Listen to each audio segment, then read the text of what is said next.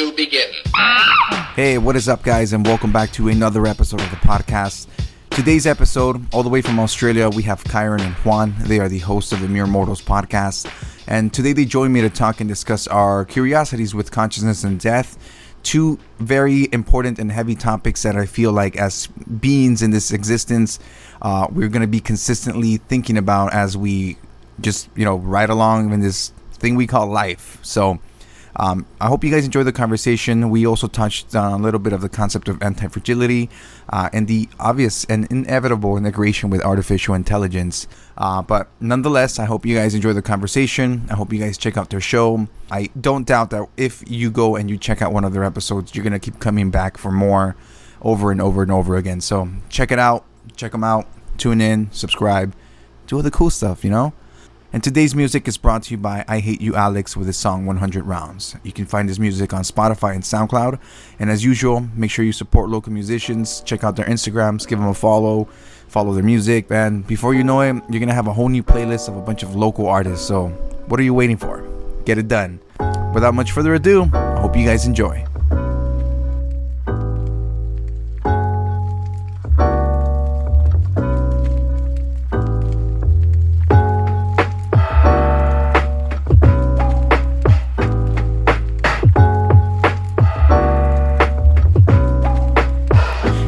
Calling on the scene.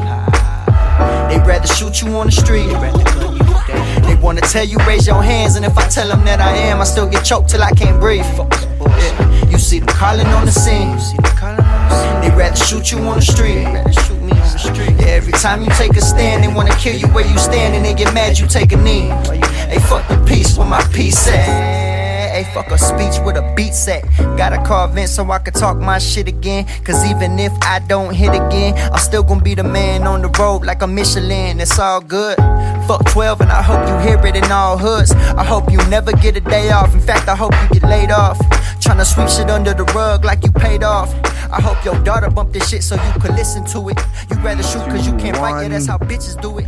Hey, what is up, guys, and welcome back to another episode of the Social Primate Podcast. Thank you guys for tuning back in. Today we have some pretty special guests. They're coming here from a few thousand miles away. I like that we were able to do this through Zoom. There's no travel bans, no like COVID measures that we have to take. We're face to face and we're doing this. So from Australia, we have Mere Mortals, we have Kyrin, and we have Juan. What's up, guys? What's going on? Thanks, Eddie. Thank you very much for the little introduction. You're right, man. It's we might be a few thousand miles away from each other, but it's interesting how easy it is now to communicate from across the distances with Zoom or whatever else. So it's been good. Yeah, exactly. I think it's like the whole time thing is it was very interesting for me to try to set this up for you guys. You guys are, I guess it's Friday for you guys, right? Yeah, we live in the future. You live in the future. Unfortunately, we can't predict that much, but we try. Which is funny because when I was a kid, like the whole like the Y2K 2012, like oh, it's gonna end when it turns blah blah blah, and next thing you know, we're like, wait a second, Australia's already in the future. Like we're good. Yeah, they made it. They're actually still living. Yeah, no, I had a similar feeling. I remember traveling once over my birthday, and so I recall sort of leaving one place and it was still my birthday, and then arriving somewhere else and it was still my birthday. So I was like, oh, my birthday's been extended. So excellent. Yeah, you can definitely play with your mind. But it's good. It's good to be able to communicate with people, right? Being so much in different areas and different time zones. Like you're saying, for yourself, I think we're probably around, 12 hours, 14 hours difference? Yeah, because I mean, at least from whether this is happening, it's 8 p.m. over here on Thursday. Right. Yeah, exactly. So even more. 15 hours. Yeah, so it's cool. Thank you guys again. I'm glad we were able to make this happen. But for those people who haven't heard of you guys here in LA, like tell us a little bit about yourself, a little bit about your show and like your background and, individually where you guys come from. Easy. So, look, I'll hit us up. So Mere Mortals, right? We got a little tagline. So we strive for excellence pretty much through life lessons. From us, we already communicated with each other. So Kyrin over here, he traveled after sort of taking away a little bit of time from his work. He went traveling for a little while, and let him explain sort of that background. But we communicated with each other almost in a podcast form like we're doing yourself, Eddie. We had a bit of a chat with each other, probably about half an hour every week while he was traveling, just to kind of keep in touch. Nice. When he came back to Australia, we decided, look, it's kind of like we're already doing something like this. We're already kind of conversing in particular with topics, learnings, goals, things that we're improving on. We thought, look, let's encapsulate that into an actual podcast the idea kind of came out of mere mortals because we are just two mere mortals that, we've become good at, certain things, other things we're still improving. But we thought, look, from that, let's use it as a platform that we ourselves can learn from, share sort of benefits, share learnings that we find through books, mediums, podcasts, talking to other people. And I think it's just sort of began from there. So I don't know, Kyrin, give me the background as to how you came about. Just to add on to that. So we're both from where we actually know each other. We're high school friends. So we know each other for 15 plus, more than that, years now. And so we went to high school, both went to uni together, both did engineering, sort of went our separate ways for a couple of years there. And I had I wouldn't say quarter life crisis, but I realized you know what? I'm really not enjoying what I'm doing here. Well, the quarter life crisis. Quarter life crisis, yeah. And I decided to travel. So I went all through South America, through Mexico, Guatemala. And like Juan mentioned, I think the reason for the podcast was sort of, we were doing it anyway. So if I look back, I can see a bunch of the notes that I used to take down almost in preparation for talking with Juan and another friend of ours. And they're almost identical to another thing we do in our show, which is the mere mortal moment, which is sort of a little reflection on the week. What's something I personally did that was either dumb or just a learning. And so it was funny, starting the podcast has actually been the easiest thing because all we really had to do was buy the camera and the mics, and then we're already doing it. Yeah, because you guys were already talking, having these conversations. Yeah, pretty much. Yeah, look, and a little bit my background as well. So of course, did engineering, did that for around 8 or 9 months until I decided, this isn't for me. Essentially moved away into the IT digital world back then, and sort of being consulting and working in digital transformations and that for quite a long time. So my full day-to-day sort of work is a little bit of a consultant/contractor. So this sort of enables me to be my sort of artistic side of things and be able to express things that I don't get to, in any other sort of platform and ways. So it's always good fun. But I guess sort of where Mere Mortals came from, and I guess, sort of the reasons behind where we sort of intertwined, knowing each other from a long time back and bringing to what it is now. Which, by the way, Mere Mortals, badass name. That's a cool name. You know what? I'm so glad you say that because all of our our very first planning session, I came totally unprepared, and so Juan just had a list, and it was all the Juan and Kyrin show, Juan, JG and KD, and all this other stuff, and I was like, nah, that's bullshit. And then he just had Mere Mortals right at the end. Yeah, it was actually the very last. It was one of the very last ones that I sort of thought about and went, oh yeah, what about this? What about Mere Mortals? And sort of the reason behind what that meant and everything. And was one of the intents that we went behind the name and the podcast was, we already listened to a few podcasts, Joe Rogan, Tim Ferriss, a couple of others, and one of the biggest things is they interview really high level people, which is awesome, right? Amazing. But one of the key things is when you pull learnings from them, it's great, but sometimes a little bit hard to be actionable learnings, i.e., this is what Elon Musk is doing, and that's phenomenal, but he's Elon Musk and he's got $80 billion worth of things and he's got all these other items that he's got around him. And I kind of thought, well, for a mere mortal, and I'm talking about what about the fifth person coming up in this particular industry or someone who's still currently hungry, chasing for something, they're going to be potentially doing things or be more actively engaging in whatever event they're doing that you might be able to find learnings that you can really relate to. That's why I was like, okay, Mere Mortals is that other mere mortal, that other human that's still sort of progressing, climbing up the ladder, learning things that you can really relate to one-to-one. So a little bit of background, I guess, where that name sort of came from. So now it's good to hear that there's some people out there liking the name. Thanks for that, Eddie. Yeah, I mean, the name sells it. I sometimes you see other not dissing anything or anybody, but sometimes you see a name, you're like, okay, but then you see compared to a different name, you compare, you're like, oh damn, Mere Mortals, let's do it. Let's check it out. Well, one of the things I do, Eddie, is I'm pretty on Instagram. That's I suppose our main platform where we connect with people. And I spend a lot of time going through other podcasts, sort of connecting with them, adding them, maybe leaving a comment out now and then. And you go through these massive chunks where you'll realize there's 100 podcasts all called Quarantine Time. There's 100 all in my 20s. There's another 100 all about Black Queens and blah, blah, blah. And it's like, it's pretty funny, like going through all of them. And it's like, okay, yeah, you know what? I think we actually did okay with the name. A little bit unique. Yeah, I do like it. Yeah, I mean, the thing is to create some, or at least name something that can be like open-ended in a sense, you know, like it doesn't just fall into one specific area. But again, overall, a cool name. So, I mean, I came across your guys' page maybe like 2-3 months ago. And I saw the content. I'm very visual, so I like when a page has like content that just really like catches your eyes. So I was like, damn. And then I started hearing the conversations, you know, very intellectual conversations. If I have to say anything about them, like you're hearing them and you're like, damn, like it gives you like they're like a minute sometimes, like little clips, but you get enough information that you make yourself, you know, interested enough to check this show out.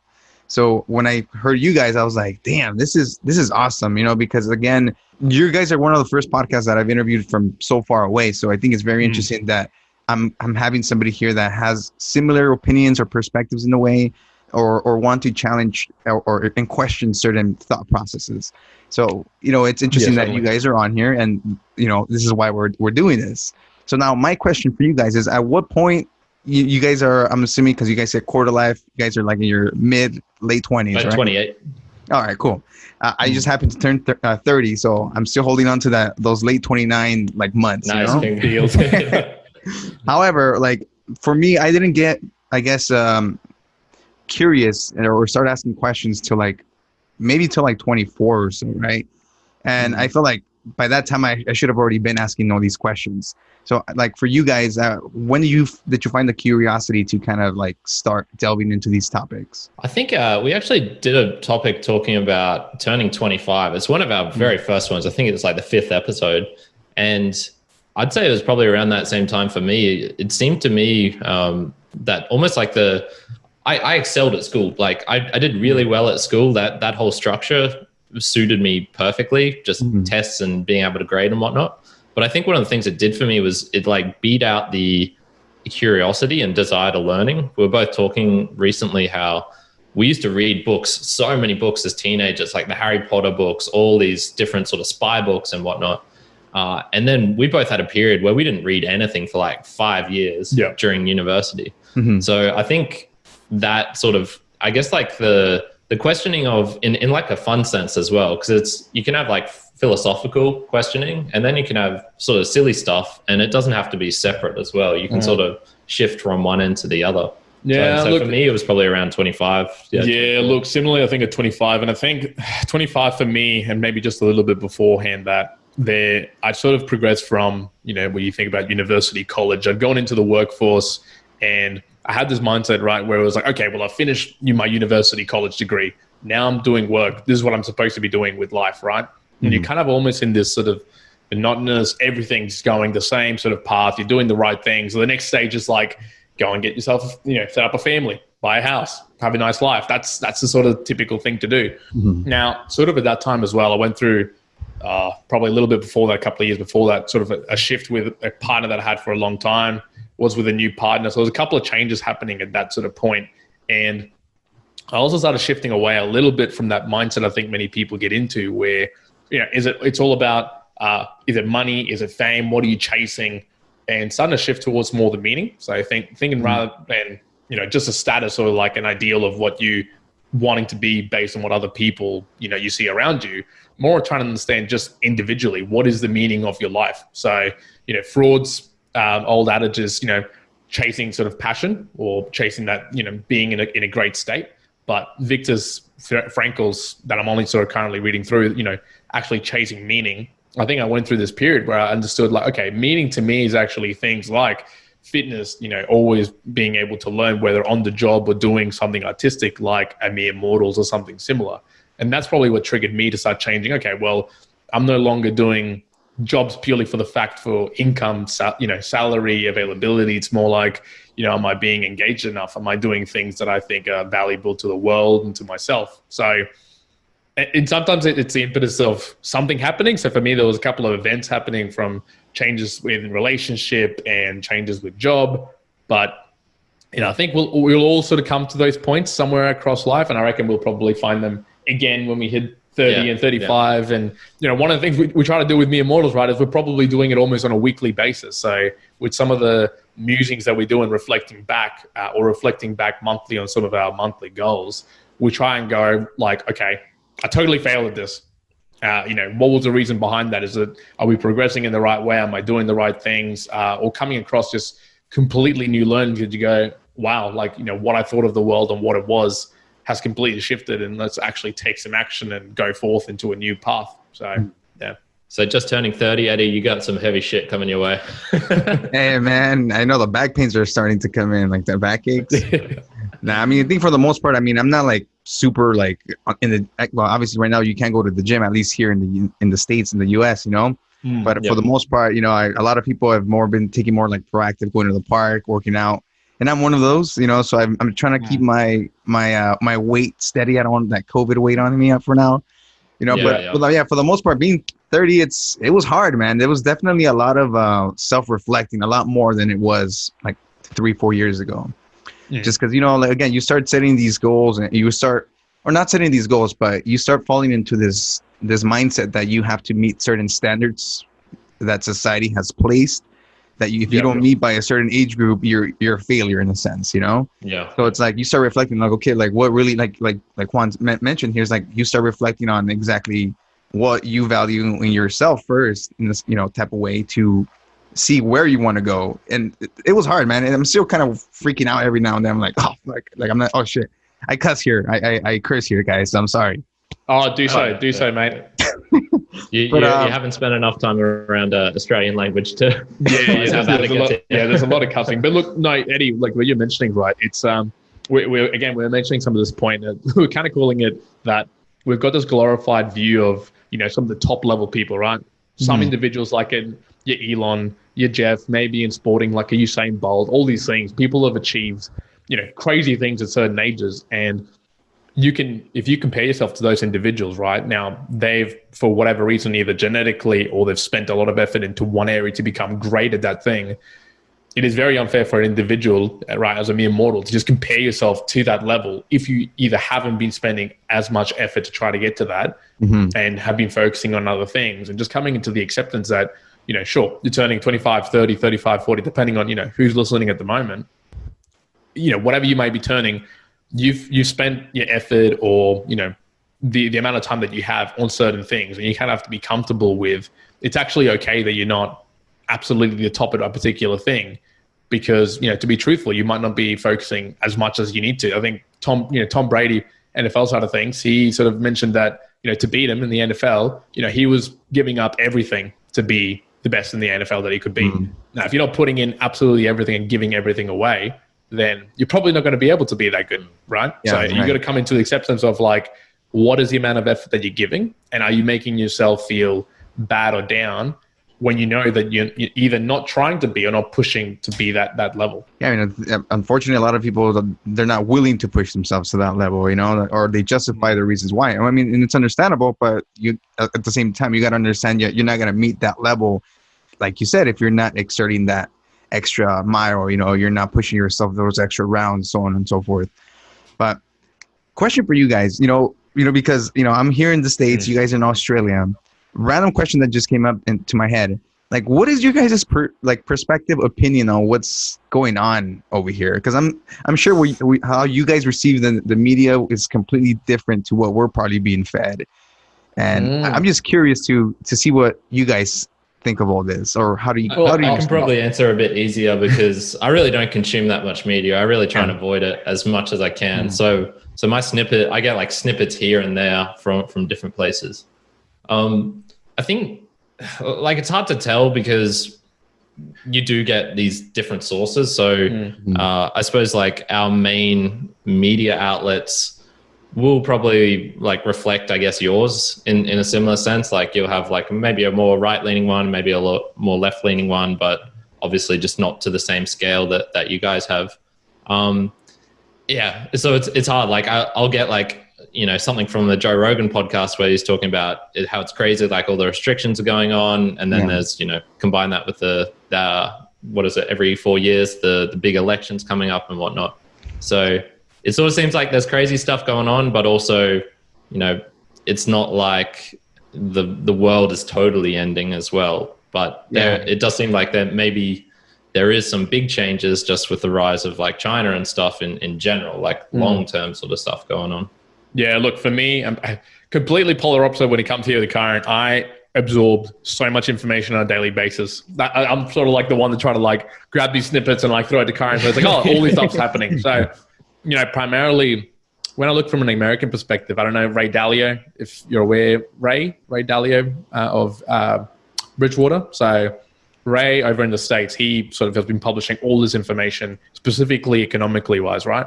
Talking about sort of the rise and fall of a lot of empires all the way back to like 2,000 years ago. And one of the key things I've been sort of following through is sort of the monetary policy and a little bit of this of figures that's been showing sort of, at the States, how some of those figures are starting to come down, and at the same sense, some of the Chinese ones are starting to come up in terms of, what it means to be, in the term, empires. So, I've been seeing a lot of that perspective where it's starting to see, at least from a media news perspective, like there's a lot of, massive things breaking out, all this coronavirus, across the States. It seems like, everything's chaotic, everything's being locked down. We kind of get a bit of the picture of like, wow, US hasn't got the stuff together. Seems like it's all over the place. But I also personally know a lot of people who live in New York, Texas, LA, San Francisco, where it's not really the case. Like on the ground, it kind of seems like, there's pockets where there's a lot of things going off wrong and like particular hospitals where something might be going wrong. But those are only the very specific ones that are getting highlighted in the media. Right. US is a huge country, right? 300 plus million people, a lot of different places, a lot of different states. It's not, you can't look at you can't look at that one particular thing happening and go, well, that's the macro of it. That's only the micro of something happening specifically in that event. So I think Australians get a bit of a really skewed view of what's currently happening in the States if we just looked at our media. And I think it's on the ground, it's probably not as bad as it probably seems to be. And I was going to ask you, Eddie, what to you, has it felt like it has been really that bad? Like, do you consume content at the moment from a media perspective that's saying, the States is overwhelmed with COVID, or is there more focus right now on just the election? Well, I mean, for sure, being here in LA, there's I wouldn't say there's, it doesn't look, when you're walking out, you're going in the streets, you see people kind of doing their daily thing just with masks and stuff. So it doesn't really look like there's a lot happening. There's definitely a lot of like less traffic because LA's known for horrible traffic. And now LA has the worst traffic, Now I'm originally Colombian. So, and I'm Colombia and Bogota specifically used to have the worst traffic there was, right? I can attest to this. And Kyrin can attest because he's been there. But I drove in LA in 2011, I think, right? I was there. I was like, I'm going to rent a car. I'm going to drive up to San Francisco and all the way through to Las Vegas. And I remember taking like 3 hours to be able to get from the airport with the car rental just to like the hotel I was staying. So if you're telling me there's less cars on the road, now you can get anywhere. That's definitely a benefit. Because you can get to the mountains, to the beach like in 20, 30 minutes now. Dang, so, it's awesome. It feels like a California road, But, with that being said, it feels weird because, I mean, like right now there's a lot of like the whole police brutality going on. Just like a few months ago, there was like SWAT teams and like National Guard on the streets, which is really rare to see here, and you see it and you're like, oh, dang, like, things are starting, it looks like things are escalating, Yeah. But again, they're isolated events in a sense, so you don't really have a bigger picture of what's going on in all different parts of the country. But at least to see that here, it was just very new. And I wouldn't say worrying, but it was just something that you're starting to question, like, wait a second, like, what's really going on here, But potentially like a little warning sign as far as like, okay, this is maybe something I should keep more of an eye on in the future. Yeah, because like again, like we're not here. We're not used to the fact that they'll just be like, oh, there's a curfew at 9 p.m. It's like, what? Like, who's gonna enforce that? First of all, like, there's not enough, like I guess for now, military soldiers or police to come in and just enforce everybody to stay in. But when they announced it as like some emergency through your cell phone, like a Amber Alert type of thing. You're like, that's weird. Like, and some people, a little bit different. Yeah, it's definitely very different. And you're like people are just kind of abiding to it. They start easily like, oh, you can't go outside. You have to stay indoors. It's like, what? Like, I'm not even doing anything criminal. I'm just walking around to the store or something, you know? Yeah. But, well, and I think generally you're always going to have like pretty polarized views. You're going to have one side or the other. Mm-hmm. What I've been noticing a lot more coming from everything I consume is the views on either side are starting to become much more extreme. So there's some individuals that I listen to where they're just straight out saying like, we need to stop these restrictions right now. So this is coming from the US, like people like Jordan Belfort and a couple of others. They're like, we need to end these restrictions right now. Like, we're harming the economy a lot more. Sure, it's probably harming the economy to some level, right? But then there's completely other areas where individuals are like, no, this is really serious. We really need to, buckle down. We need to make sure that this goes away, et cetera, et cetera. So I'm starting to see like those views are becoming even more extreme, which is probably where things are going to get a little bit nasty. Like when it gets to that really, really extreme and you can have these two views that are so far apart, all of a sudden you're not even like in any common ground. I mean, you can have that really big tension where bad things can actually happen. So, I mean, that's probably where I'm starting to see that going towards, which is not a great sign. So hopefully, hopefully things start coming down in the future, definitely for everyone's sake. Yeah, let's hope so. Going back to our original conversation here, I wanted to bring up the idea of consciousness. I know like some of the episodes I've heard from you guys, they get very introspective about you guys yourselves and about like whatever either experience or guess that you're kind of talking about. I think there's a lot of self-reflection and seeing where we each can improve and taking our failures into consideration to make better decisions, I guess. Where does that come, like from your perspective? Sorry, I'm like stuttering here. In your opinion, what is the idea of consciousness? Only because I'm curious to hear what you guys think about it. You want to say that? Well, I'll say at the onset that probably our views, we listen to, or Kyrin used to as well, to Sam Harris. And if you haven't listened to Sam Harris's podcast or read any of his books, I would point people like that is probably one of the best places that I've seen that sort of like that fills out my belief in terms of consciousness and have quite in-depth information about that. When it comes to consciousness for me though, and I'll reflect that back to a story where we were in Japan, right? It was myself, Kyrin, and another mate of mine. And we were walking down this super quiet street for like an hour. And there was just like no noises, no cars. And we started talking about these particular topics. I think it was probably the first time, this was 2 years ago, 1 year ago, sorry, where, I really started to think about like, okay, what is these much more, esoteric, this out there words and meanings, what do they actually mean to me? Now, consciousness to me, right, I would only split between, so as simple as that'd be it'd be, for me, there's conscious and the subconscious. From the point of consciousness to me is the ability for you to make an active decision against something or building up something to the point that you're actively making a choice. So when you're subconsciously going about your day, like, a lot of the time when you're driving, you've driving for many years, when you're driving from point A to point B, you're not really conscious at that point of what you're doing. They're sort of like your body is just driving it. You're going to be thinking about something completely different. I kind of think to be conscious of something, you need to be actively participating in it. So then when I look at actual consciousness, I almost just refer to it myself as, okay, I've got to be actively engaged in some manner, in some way in my senses to say, yeah, this is to me, I'm consciously doing something or actively doing something. Yeah. So I've sort of gone down a more like personal route, trying to explain it. So, like I mentioned, there's this guy Sam Harris who's a neuroscientist. He does a lot of stuff with the brain. So, when he's examining it in a very scientific method, as in like there's experiments you can do where you have someone in a machine and you tell them, okay, you need to press a button at a certain time, and they can basically like almost predict. I think it's a very short time period, but a couple of hundreds of milliseconds beforehand when you're actually going to click it.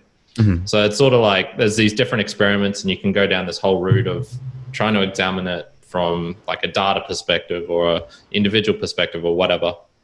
For me, I've definitely taken more like my own investigation. So that's like altering it. So, there's plenty of ways of doing that. Lucid dreaming, taking psychedelic drugs, meditation, getting into like exercising in flow states, deprivation of food or water or whatever, you can really change your own perspective and how you're looking at it. So that's how I've personally done it, like my own little investigations. So you'll realize different things are possible. Lucid dreaming is a real interesting one because it's subconscious, but then you can like awaken a consciousness in it. It's a very like 1-0 thing. So I've got a story of how I went to sleep. I was doing these things, and you can basically do these reality tests to try and force yourself to wake up in a dream, right? Yes. So you attain consciousness. And there's been one time in particular where I did it, and it was like just that moment. It's almost like, imagine if you were sleeping and then waking up, but you could feel that bit right before sleeping, like those 10 seconds before. That's what it was like. It was sort of like I was going through my dream, doing my normal thing, and then like looked into a mirror and realized like, holy shit, I'm actually dreaming now. Yeah. So, what to take from that, I have no freaking clue. Yeah, right? and I mean, the only thing I was going to link it, right? So I know we're talking a little bit, so consciousness and death, right? So you could even look at it from, birth through to death. So, a lot of people will go in and think and have a discussion about, well, what happened pre-birth and what happens, post-death? Like, does your consciousness just completely end at those two barriers and endpoints? And we've talked a little bit about this we're finding a lot of things, right? It's going to be contextual to like a space, a time, a limit that you set. And I think for me, like when you can talk about like consciousness or, do you think about anything else post-death? I think it's almost the word or the meaning can't go beyond that context. Like for you as a human, for you and what you experience, and again, what you're active towards, what you can have sensory interaction with, it can be from the very beginning, from when you're actually born through to death. But outside of those boundaries, that meaning of consciousness doesn't really exist. And another example I kind of bring that to is, us as humans, we're only conscious or active of the world around us to as much as our senses allow it. So you imagine one of those lobsters that can see ultraviolet light and infrared light, because that's just how they've, scientifically, they're able to do that from the way that they're structured. Now, we can't do that, but it's not to say that their version or reality of the world is incorrect. Exactly. It's just their version of the world, right? So like reality is only true to the point of you as a human can see on the context of your own breadth of the world that you see it. There was this thing I was actually reading about, not fully for sure, but statistically, it was actually proven that, we would see, what we see of the world is probably 100% incorrect. If you try to get broadly how everything is seen by different, beings, because, a lobster might see something a different way. If you could see, all the different types of lights emanating, all the different wavelengths, all the different particles, the world probably looks completely different to what we perceive it to be. But it's only our perception of it and what makes the form of our consciousness reality. So I think and that's why I sort of sometimes talk about when we are trying to talk about something that's not even within our context of the world, and try to get a little bit like out there with consciousness or morality or a lot of other things, it can be like, okay, well, we can only communicate it as far as our language allows it and what our experiences are. Like, we'll never be able to communicate what true ultraviolet view might look like from a lobster's view. We might have an example of it, but we don't know truly what that would actually feel like in a conscious way. Right. So, yeah, I like that you brought that up, because I kind of looked it up here online here, but Aldous Huxley had like this, I'm going to do a horrible job at quoting it here, but basically he said that the filters, that our brains have filters, and when you take certain substances, in his case, psychedelic substances, they basically either turn off certain knobs and they amplify some other ones, and you start seeing things in a sense, how he says it, mind at large. So, like you mentioned, I think for the same reason, just because we can't see things, just because we can't feel things, doesn't mean that they're not there, or those realities are non-existent. And there's a question, are those more real or less real? And, that's a real hard one to say. So if you, start visually seeing different colors and shapes moving when you're on psychedelics, is that more real or less real? Like well, I'm not sure. It's different. It's definitely different, but that's one of those questions where it's like, I have no clue. Right now that you guys mentioned dreams, like I've always found it weird. I try to find like, I guess, better literature on it, but I guess I just haven't used the right keywords to find what I'm looking for. But but what I've questioned before is like, when you are in a dream, I've had the last time I had this lucid dream, it was some very random one. I was watching too much. There's this video game called Last of Us. They have like zombies and stuff. I was playing it too much. I had a dream about it, and in my dream, I woke up and I was getting like attacked by one, and I was like, "Oh damn, this is not real," and I just kind of let it happen, and I woke up. Yeah. But the whole thing is like the feelings, the sensations that you feel when you're in those dreams, especially when things that haven't happened to you. Like there's this one time that I got shot in my dream for some reason, shot right in the stomach, and obviously I've never been shot in my life, but the pressure, like the sudden, like from heat to sudden cold, the blood dripping, it felt so real, and I just felt myself like fading out of consciousness in that dream state. So to me, it's like it's just a weird conversation to have because nobody really knows how to explain it, But it's interesting that you can feel those sensations when you've never had that experience. Yeah, for sure. That's an intense dream. Holy damn. And I think it's a struggle sometimes with language, right? It's sometimes a bit of a struggle with language because we can only, again, if we describe certain things and even talk about certain things as much as we can communicate them.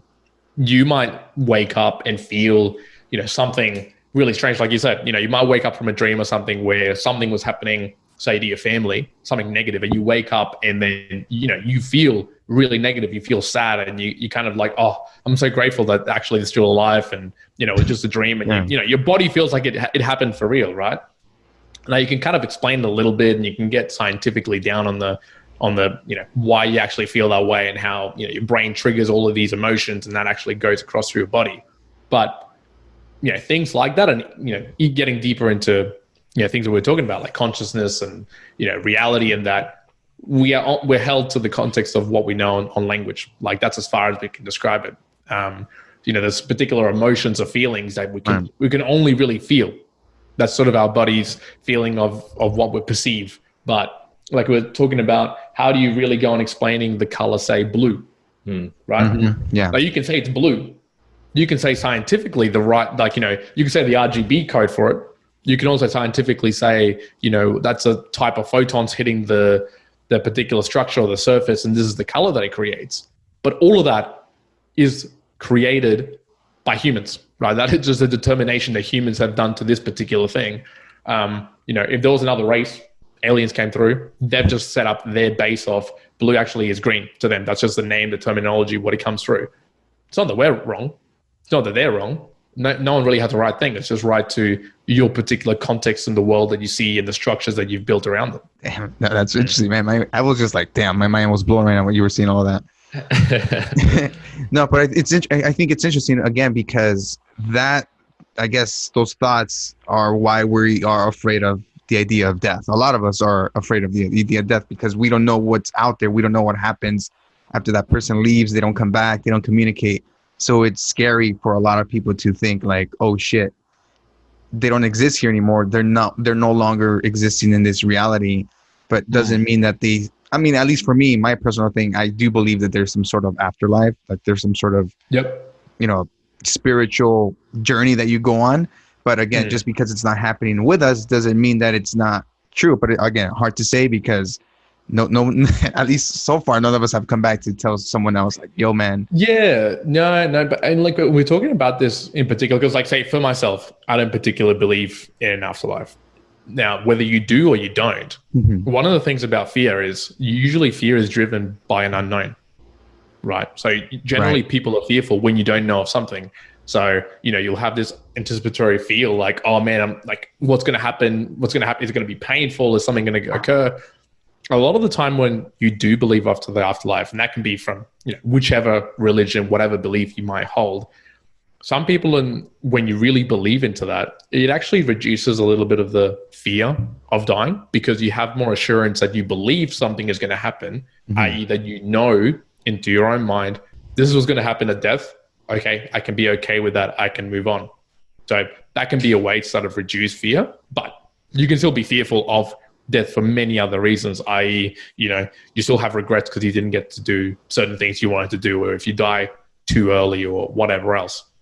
I don't know if you've got a particular view on this one. A little bit. I think the interesting thing with death is, let's do a little thought experiment. Imagine if instead of dying, which is, you pretty much always imagine it in a negative way, right? Like you'll get run over by a bus, you'll get, hurt, injured, cancer, whatever. Like it's always sort of preceded by something that we know is very negative and we don't like, which is pain. Like there's very, very few people who have a death which is, full of bliss and sweet and happiness and like it's better for all. I was just imagining, imagine if instead of when you die, it was like preceded by a painful thing, if it was preceded by something really joyful, like just this huge outburst of like emotions and joy and happiness. You meet someone on their dying bed and they're always like the happiest, they're always in the best condition. How would we view death then? Would it be viewed as something negative, which it largely is now, or would it be viewed as, oh, that's a positive thing. Oh, I'm looking forward towards the end of my life because I'm going to be able to experience, that joy, that happiness. So that's like it's just interesting that if you change that one little thing around, would the whole concept of death be that much different? Yeah, well, I was just going to say, like, one of the biggest things, so for myself, I think I had a lot of fear with death, not so much in the what happens next, not in the, it's just going to come a time where nothing's going to happen and my brain's going to shut down or whatever.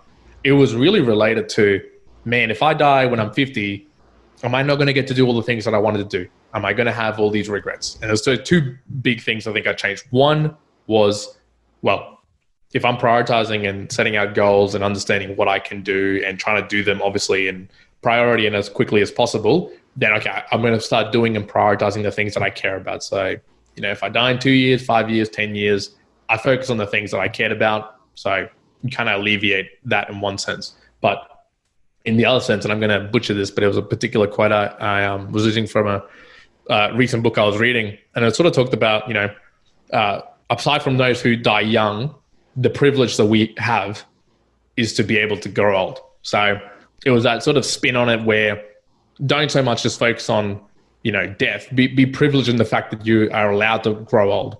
Be blessed in the fact that you can actually grow old and you haven't just died young, as, many, many people have actually done. I think we were talking about the whole, like the big 27 years old, which a lot of famous people have sort of died at that. And you're like, we almost like celebrated, like, oh man, we got to 28 years old. The whole, the big fact is, sure, we all like are really scared that, we're going to die one day, but hell, we could all die like at any point, at any day. It's like actually amazing that we are alive, able to do a lot of things, to the actual minutiae of, today I was talking to a workmate about running, and it's something that I'm getting a little bit into. And I'm like, okay, well, I want to be doing this type of running. I'm not totally good, but I can kind of do that.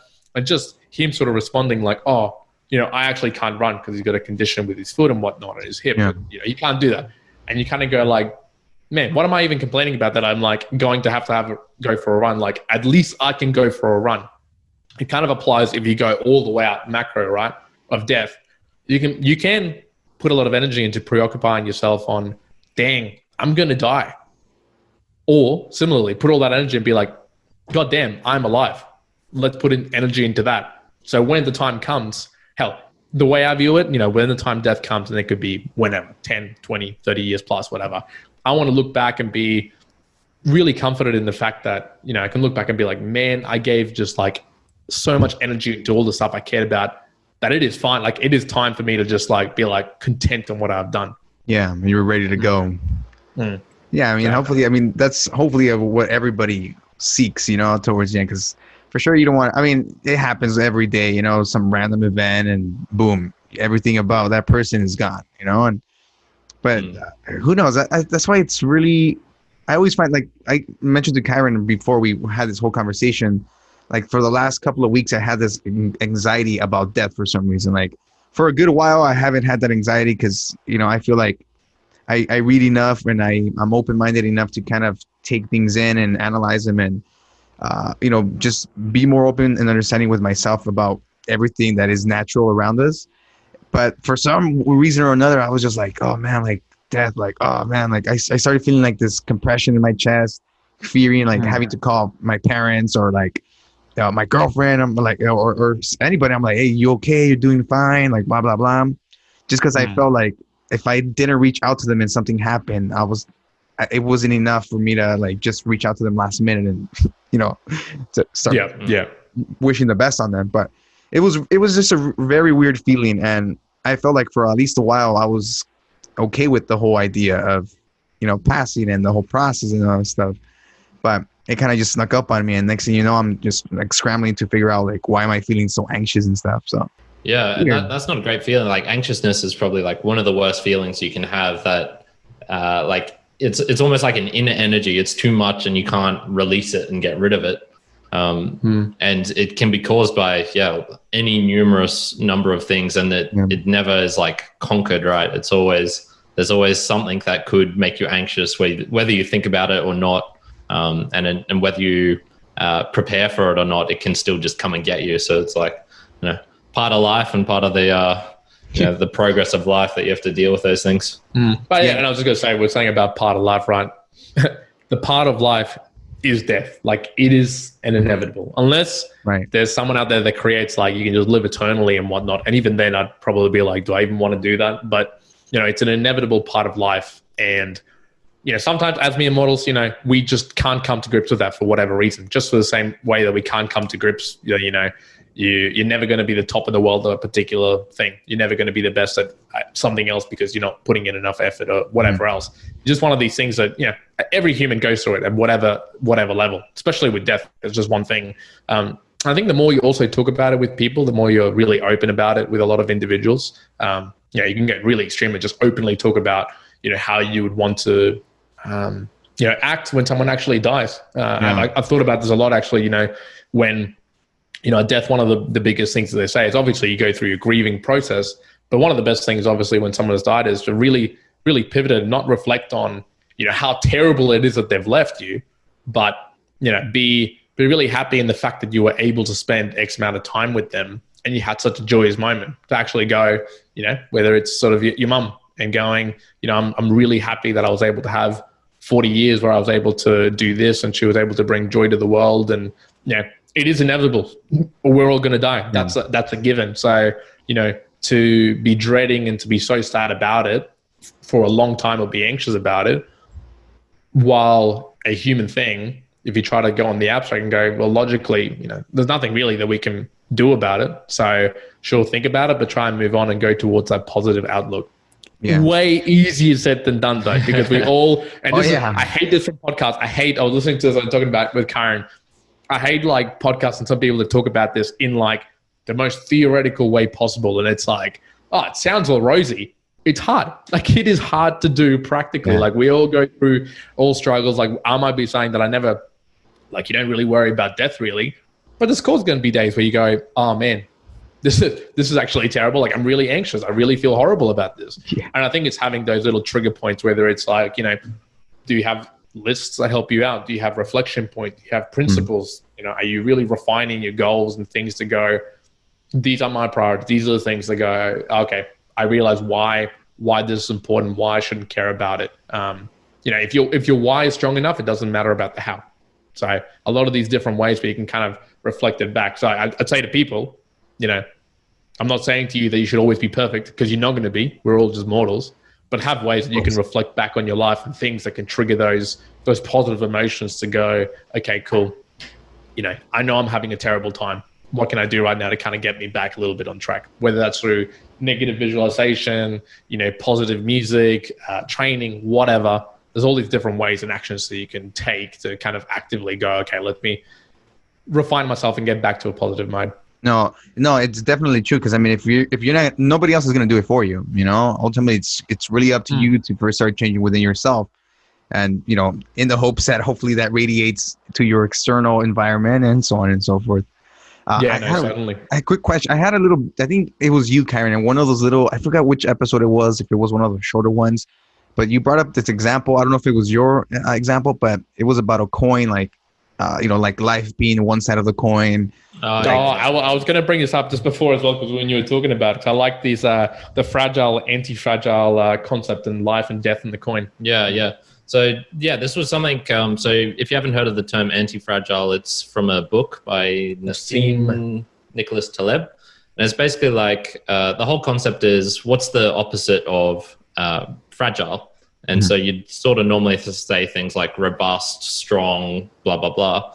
But that's not really it, because when you think about it, fragile is something that, like, if you apply stress to it, it breaks. But strong or robust, if you apply stress to it, it just, like, it doesn't make it better. It sort of just bounces off it. So something that's anti-fragile would be something that's, you apply stress to it and it makes it better, such as going to the gym and doing, doing some weights. It breaks down the muscle, but it makes it better. Or you take like a little bit of poison and it gives you a little bit of immunity to it, a vaccination, for example. So my thoughts on that were, I was sort of just musing that, okay, what if death is actually just something that's, completely, we're viewing it the wrong way. So we're sort of viewing it as like a 1 versus 0 sort of thing. So you're alive and then you're death, and it's completely, it's like the opposite of being alive, right?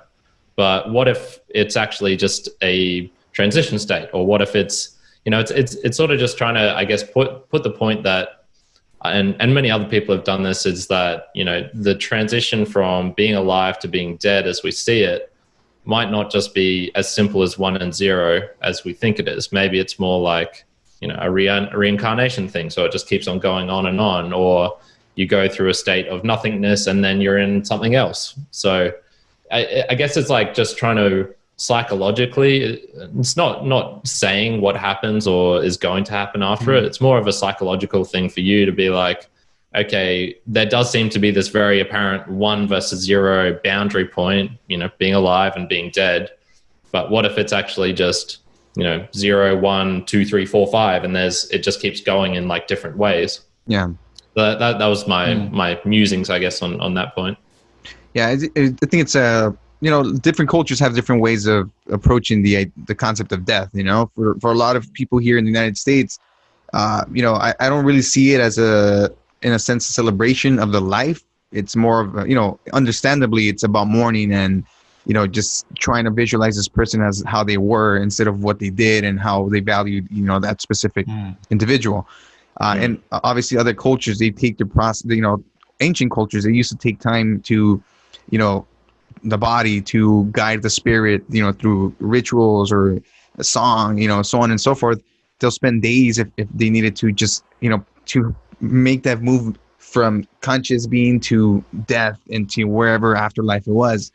And I used to feel like, at least here, it feels like there's a lot of disconnect in that now, and it's unfortunate because I feel like a lot of us will benefit from being able to fully grasp the ideas of the celebration of somebody's life and the celebration of being to the next phase of our journey, But I don't know. It's either way, the fact that we're having these conversations, that you guys, miles away are having these conversations with people around you. I think at some point it's going to be that breaking point where there's a new conscious, evolution, I will hope, or revolution in terms of ways of thinking, to move past whatever bias we have. Well, it kind of makes me think of this concept, right? There was I was listening to this where, imagine you bring someone from the 1750s to today's world, right? They would quite likely almost die of shock of how many things have changed. So that's 250 years back. But if that individual from the 1750s was to pull someone back from 250 years before that, the 1500s, it actually wouldn't be that much of a shock. You'd actually have to go all the way back to like 1,000, the year 1000. And then if that dude from the year 1000 wanted to like really surprise someone, you'd have to go like all the way back, like 20,000 BC. Mm-hmm. Now, one of the experiences that, we're seeing now is, imagine it's the year 2000 and you start telling people like, oh, by the way, you're going to have self-driving cars and, Elon's going to be throwing this rocket up into space through SpaceX and all these other crazy stuff like, the FANGs, Facebook, Airbnb, your Netflix, they're going to be the biggest companies in the world worth $9.7 trillion. And, you'd be like, no, that just sounds ridiculous, right? So it's speeding up in the way, like, technology, how we're just, evolving as human beings. I was talking to someone about, their 3 to 4 year old kid already being able to develop and understand things that as like 20-year-olds, we're just like, what is going on? This is just changing so rapidly. Yeah.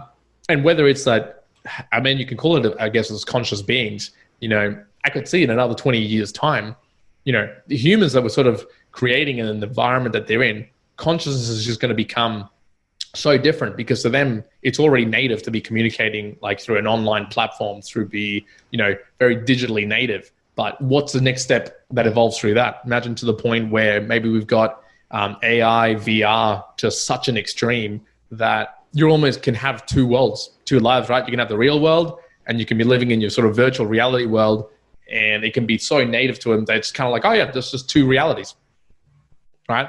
So, obviously that's getting a little bit futuristic, but it's not out of the question that could happen in the next 20, 30 years. Yeah. And consciousness as we know it starts just completely shifting to the point where you could be like, what is considered consciousness if you're able to detach what you believe is your being into a computer being that gets passed down to a machine that then can go and keep on living your life?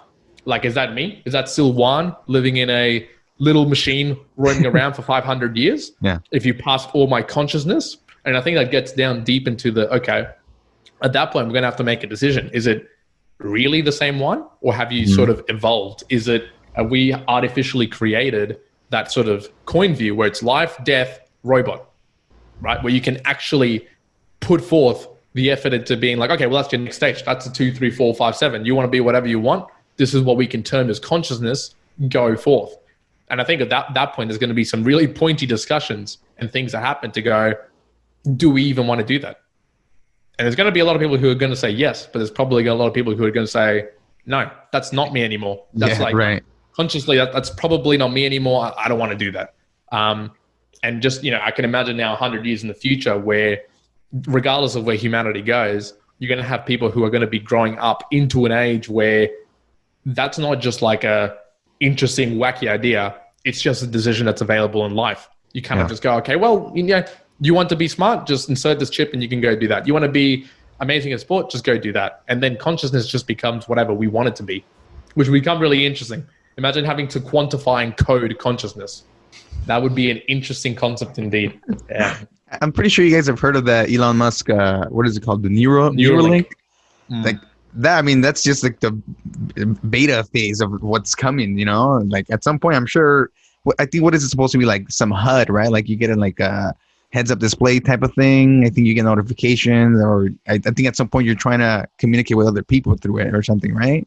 Yeah, exactly. Yeah, exactly right. Yeah. So, and I think talking about it using Bluetooth, I think. So like that's how you'd sort of connect to it. So I think they're going to Bluetooth, you could then. And he's releasing very shortly, like sort of the next news about it. But I've been into sort of artificial intelligence for quite a few years now. So I used to lead the APAC region for AI in a particular consulting practice. Nice. And the stuff that I saw, across banking sectors, health sectors, what we see and what's still coming out. Like I recently saw the latest innovation from, I think it was OpenAI, which Elon Musk sort of funds, I believe, where some of the AI there is already creating whole texts, right? Like a whole paragraph based on what it believes you would write like, and you can't even tell the difference between this thing that's been written by this AI and your writing. Like there's just no difference. Sure, little 1 or 2 words, but it's getting to the point where, we're talking deep, we got into this topic and it's like, what if you pair that with deep fakes and all of a sudden you can create like almost infinite amount of media content of like, Vladimir Putin talking whatever you wanted to say and just go on and for infinity on a particular topic, pump it out to all the news areas. We're going to get to the point of like, okay, well, what's real or not? Exactly. Right? Like, this is being created and generated, and sure, we kind of know it's fake, but then what are we going to get to a point that it's like, well, how do we know if it's real anymore? Like it just looks exactly like it is. Really, yes, like some really good Photoshop. Yeah, there's already an app. It's what things called like Reface or something. Like it's already in the hands of. It's very immature video. You can put your face on anybody and it moves and expresses itself. But it's obviously a really amateur version that's available to the public right now. Somebody who has the skills can obviously make a real crazy deep fake of us three right here. In some movie or something. But yeah, definitely. I was showing Kyrin some of these videos, just as on TikTok, there's this massive trend at the moment where you get like this particular song and they're just getting like people's heads to do this dance right through the music, and they're getting like Vladimir Putin, they're getting Michael Jackson's face, like all these different people. And it looks, obviously you can see that it's been altered, but they're moving their mouths and moving their eyes in the same direction. And that stuff's moving like very, very quick. So it always brings me back, and it just makes me think, 50 years from now, kids who are being brought up, I think if we got teleported to 50 years in the future, we're going to be just so all the way back to consciousness, right? We're not even going to understand what's going on in some of the decisions, in some of the availabilities, that we're only going to be understanding like, well, but this is life as we know it. Like there's a light here and a laptop there. And humans then will be like, oh, well, yeah, but we're using our Neuralink in this. And all of a sudden, yeah, there's a laptop here, but there's a heads-up display Surface tablet here, and there's a light here, but I can actually shift it here with my hand. And all of a sudden you go, okay, well, that's their consciousness, which is nothing like what it is to you and me now today, purely through the advances of technology, but how they've just been raised into that's just the common world. That is what it is. The concept of reality is definitely like changing a lot. So, imagine the first time someone ever dreamt. That would have been a very radical experience. The first time someone ever took a psychedelic drug. First time anyone ever, I don't know if you've actually used VR before, Eddie, but it is a surreal experience going into it. You can see it's still, not rudimentary, right. But it's still like, oh, whoa, this is something very different. It's enough to like immerse you in it to a point, Exactly. It's almost like, if you want to, if you want to think about it this way, you almost need to train yourself to be able to live in different realities. So, that's right. You might need to start, using VR as a form of like just getting used to what's going to come, because whatever's going to come is going to be completely different than, Well, yeah, think about it like, I'm going to paint a picture for people, right? So, we think about the movie The Matrix, right? You're laying back, you're jacked into your brain, like all this stuff. But you could almost kind of get that feeling by, you could lay on this machine, have a full haptic suit, right? A full suit which can sort of stimulate all parts of your body. You can have virtual reality set up on sort of the headset so you experience it. And you almost don't even need to move a muscle, right? You can just kind of think of the changes, the nerves are going through the haptic suit, and you get to feel all these things as if you're just experiencing the world. So the Matrix, idea isn't even that far now with the current technology that we have. And it is just at its very base rudimentary levels. Like really VR, I was listening to some stuff from Tim and a couple of people from Silicon Valley, right? It's still 20 years away from its proper commercial use. Once it gets into the hands of the broad community, that's what I'm talking about. 20 years is maybe when it's going to go commercial. So double that, let's go 40 years when it's going to become commonplace for kids to just pick up and learn. Like imagine you as a 5-year-old, 6-year-old, just knowing that, for me to go to school, I just put my headset on and then I'm at school and then I walk around school, right? So that's their reality. So their reality is actually going through two planes, right? The normal human plane and the virtual reality plane. And that's consciousness to them. We've sort of almost gone into like, not explicitly, but you've almost gone to another dimension, right? You've got the 3 dimensions that you live in. You've got the 4th dimension of time, but then you've got an extra dimension where essentially just this other world where, hell, you can go back in time, forward in time, anywhere you want, sort of at will. And, the possibilities at that point, like we can talk about it for many, many hours. Yeah, for sure. We just don't know what will happen, which both interests me, like it makes it like really, really interesting, but it also then brings it all the way back to when we talk about consciousness, when we talk about reality, when we talk about death, it's contextual to a time frame and contextual to what we know now, and you can't really go beyond those boundaries. To go beyond those boundaries is fun, like we've been talking about, but it isn't also realistic, nor can you get something really valuable to go, oh, well, that's what's going to happen. Like, you don't know. We don't really know. And you're really going to get the truth probably in the context that you can actively act on. Damn. Well, man. Blow my mind, man. I know. I'm like, damn. Well, I mean, we're at that time, guys. I mean, before we end this all here, I have one quick question.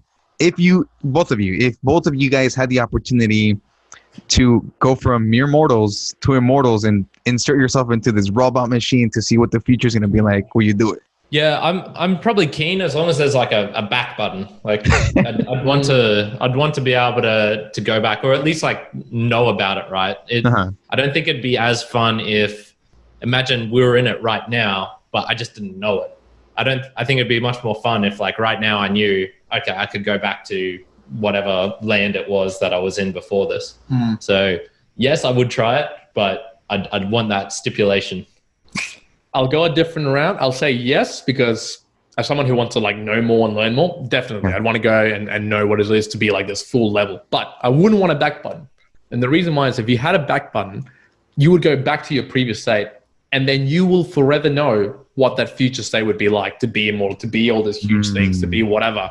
And you would not have a way to cope with it, I believe. Like to me, the way our concept, you can go, yeah, well, you're not even a mere immortal. But I couldn't cope with that, to know, like, it's kind of like the picture of, if you really like running and someone went, you're Usain Bolt now for a year, and I'm like, oh, friggin', this is amazing. And then after a year, they took it away. You'll never reach that ever again, like ever, no matter what you try. And I feel you'd be really dejected about that. So if I'm going to do it, it's going to be a one-way ticket. If not, I'll just stick around and be like, nah. Then I enjoy just the progress of learning and pursuing it through. Yeah, Juan doesn't half-ass things. I never half-ass things, man. There is no half-assing, Eddie. It's just it is 100% for me or not at all. How about you, Eddie? What would you do? Man, I think I'll probably go your route, Kyrin. Yeah, I mean, I have to say, yeah, I don't know. Yeah, I mean, I'm pretty sure at some point I'll be like, I mean, I guess y'all get used to it. But I'll be like, dude, I need my legs or my arms or something, I gotta. But I mean, I guess already being a robot or whatever it is, you can upgrade, you can do whatever you want. So, you know what? I don't know. I think I'll go with Juan. Sorry, Kyrin. Yes, good. I can upgrade. The right choice. The right choice. Well, thank you guys again for coming out. I really do appreciate the time. And I hope that this is not the last time we, sit down, have a conversation. I honestly my mind was blown a few times here, and I hope the listeners feel the same way and that they check you guys out. For sure. Brilliant, Eddie. Our pleasure. Yeah, no, definitely, Eddie. Thanks so much, mate, from Australia, from the land down under. No, thanks for the time. If people want to find you guys, where can they see? Where can they hear the podcast? Where can they catch your videos?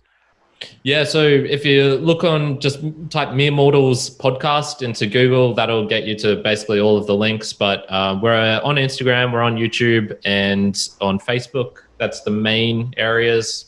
If you listen to podcasts, we're on whatever platform all of them, yeah, essentially. But yeah, generally, if you want to just listen to us, all the podcast networks. But if you, as you were saying, Eddie, if you want to see some of our clips and a couple of new things coming out, Instagram's going to be the place. Say Mere Mortals Media. Say Mere_Mortals_media.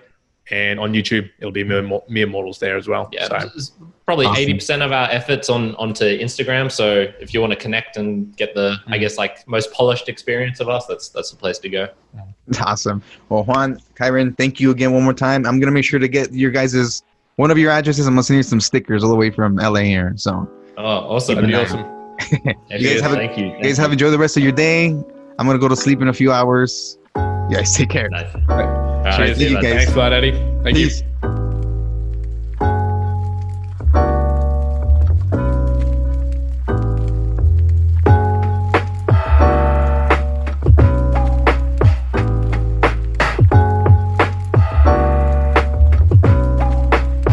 You see them calling on the scene.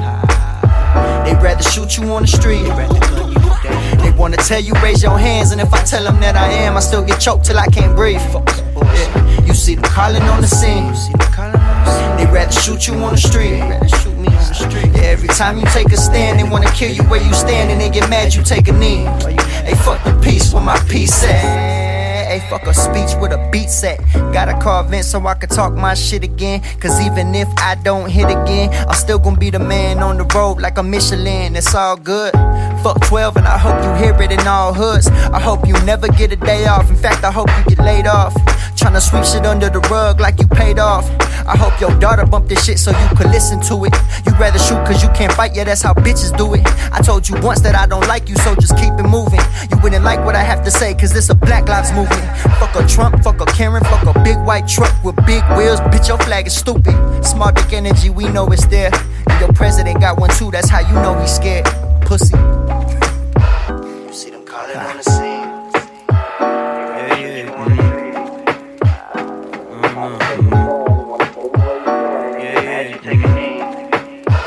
tell me how we supposed to get it poppin' in good conscience if we can't see the world through some new optics. The streets talking and they want change. I look around and all I see is pain. Ain't it a shame these ain't new things? Got people in the White House and media, they preaching for peace, while my homies still got they people hanging from trees. I got knees on their necks screaming they couldn't breathe, but expect us to respect the lives of crooked police. But fuck that, we bust back till justice is served. They never listen when the people try using their words. They play the victim when they get caught slipping. They claim we tripping off a system that was built to put these white folks first. But look, we gotta move it forward until we find the answers and tear down institutions while we building up a ladder. So keep fighting and keep praying. You know that we ain't stopping until everybody's saying. You see them calling on the scene. They rather shoot you on the street. They rather gun you down. They wanna tell you raise your hands, and if I tell them that I am, I still get choked till I can't breathe. Yeah. You see them calling on the scene. They rather shoot you on the street. They rather shoot me on the street. Yeah, every time you take a stand, they wanna kill you where you stand, and they get mad you take a knee. Hey, fuck the peace, where my peace at?